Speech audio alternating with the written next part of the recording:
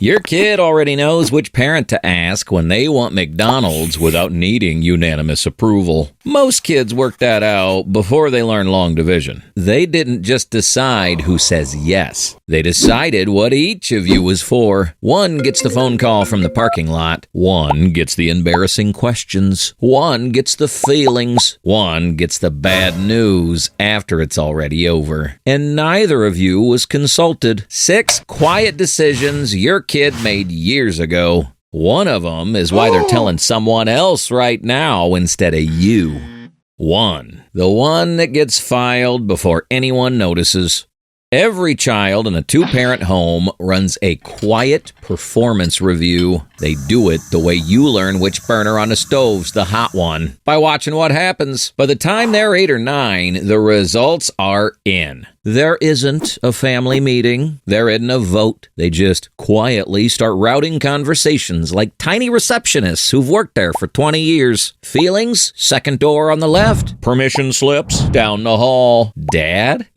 That's more of a Tuesday department. One parent is the permission parent. One is the processing parent. One parent gives you the answer. The other asks 3 follow-up questions that somehow make you regret asking where the scissors are. And before someone says this is just how families work, researchers actually mapped it. Developmental psychologist Daniel Paquette spent years studying this. One parent becomes the landing pad, the place a kid returns to when things feel shaky. The other becomes the activation relationship, the parent who backs you up when you want to try something, who makes you feel like the risk is worth taking. Here's what's weird. The parent who hears, "Can I go?" usually isn't the same parent who hears, "I'm scared." Those 2 questions are going to 2 completely different people. And your kid sorted that out around the same time they were still leaving teeth under their pillow for a stranger with a logistics operation. Kids know the soft parent, the scary parent,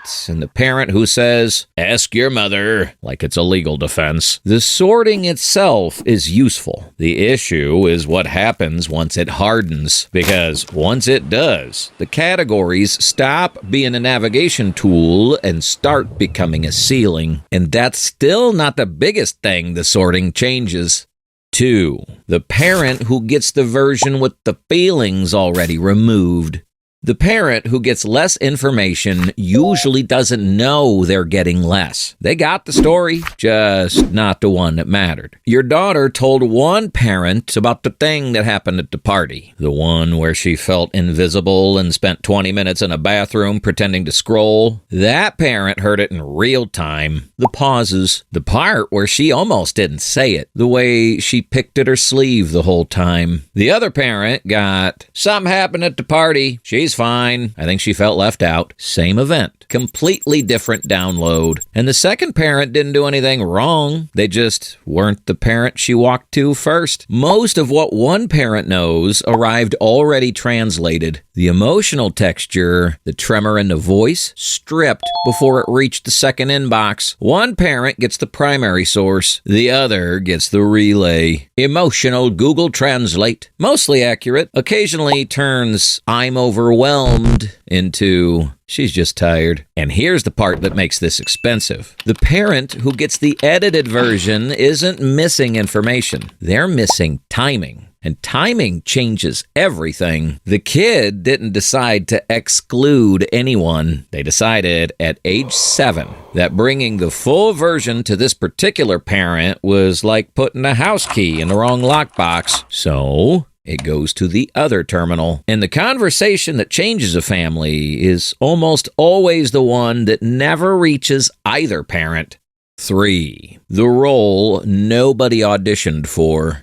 Here's the part nobody sees coming. The sorting doesn't just change what your kid brings you, it changes what you become. Dad gets filed under logistics at age 9. So dad stops asking emotional questions, not because he's cold, but because that's how his relationship with his kid works. He's the answers parent. He became the Tuesday department so completely that he forgot he didn't apply for the job. Mom gets filed under feelings at age 9. So mom stops giving straight answers, not because she's evasive, but because in this relationship, she's the processing parent. The answer is always another question. Another 10 minutes of sitting with it, another cup of tea and a gentle probe. Nobody chose this. Nobody agreed to it. Both parents quietly started performing the role their 8-year-old assigned them. And the longer it runs, the more natural it feels. Your kid built a version of each of you, and then you both moved into it. Your child accidentally raised 2 specialists instead of 2 parents. One of them answers, one of them listens, and the question that needed both just went to a friend's group chat instead. That's assignment number 3, and it's the one that changes the next discovery completely. 4. The moment your kid stopped checking. Quick question. If your teen had a panic attack tonight, which parent would they walk toward first? Most parents answer that in under 3 seconds. That's the sorting working. And here's the strange part. None of this is happening because your child knows you perfectly. It's happening because they stopped checking. The directory was drawn by a child. That deserves a second read. An 8-year-old with a developing brain and a sample size of maybe 3 interactions made a classification decision about both parents, and that decision has been running, mostly unrevised, ever since. Which is terrifying because adults don't even buy a toaster after reading fewer than 400 online reviews. Dad looked uncomfortable that one time they cried. Noted. Category, not for crying. One awkward Tuesday became company policy. And that would be fine if children kept reviewing the evidence. They usually don't. Turns out, kids are remarkably confident auditors for people who still lose their shoes every single morning. Mom got flustered when they brought up something about money. Noted. Category, not for logistics. Children love drawing permanent conclusions from temporary moments. Honestly, some adults aren't much better. Neither of those original data points might even be accurate anymore. Both of them have changed. But the kid doesn't know that, not because they stopped loving you, because they thought the answer was already settled. The frightening part isn't that your child sorted you. It's that they've been making every new decision using that original map. Your child isn't responding to today's version of you. They're responding to the version they met years ago, the one they settled on when they still thought the tooth fairy had a whole logistics operation. They're walking past a door that's been unlocked for years, still assuming it's locked because the last time they tried it was 2019. The update is possible. But first, here's the part that tends to make people put their phone face down. 5. The family nobody noticed was different.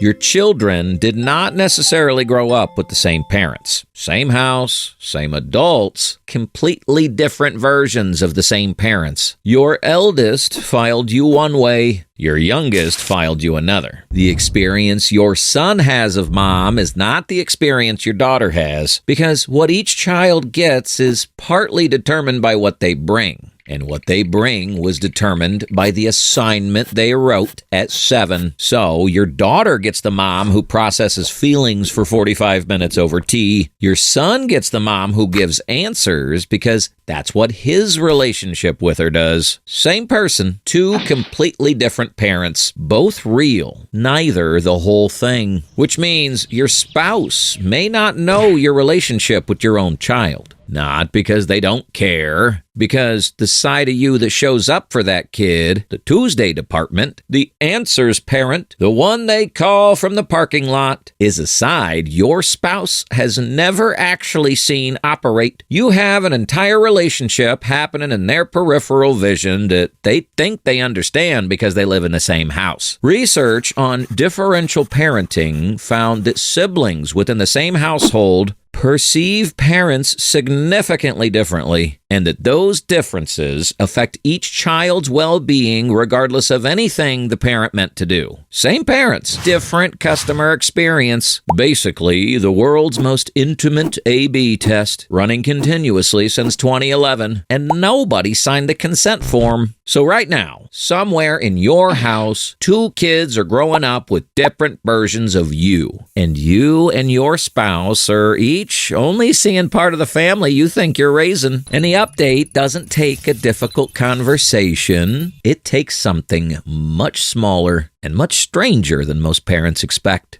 6. The interaction that rewrites the whole file. One moment where the answers parent sits with something instead of solving it.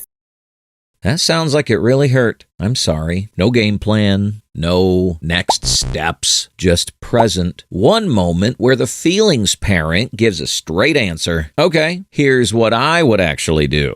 No circling, a clean answer, delivered warm. That's it. One off-brand interaction. The kid's internal response is quiet, but real. I didn't know you could do that. Which, for a teenager, is basically a standing ovation. They don't clap, obviously. They just grunt slightly differently. Every parent has been the wrong department parent, giving next steps to someone who needed silence, or giving comfort to someone who needed an answer. It feels like helping. It just arrives in the wrong room. Teenagers don't usually say, "Wow, emotional growth." They just quietly update the category. Something shifts. One new data point, and suddenly there's a second column where there used to be one. The kids who grow up knowing they can bring the full, unsorted, messy, contradictory thing to either parent, they stop sorting because somewhere along the way,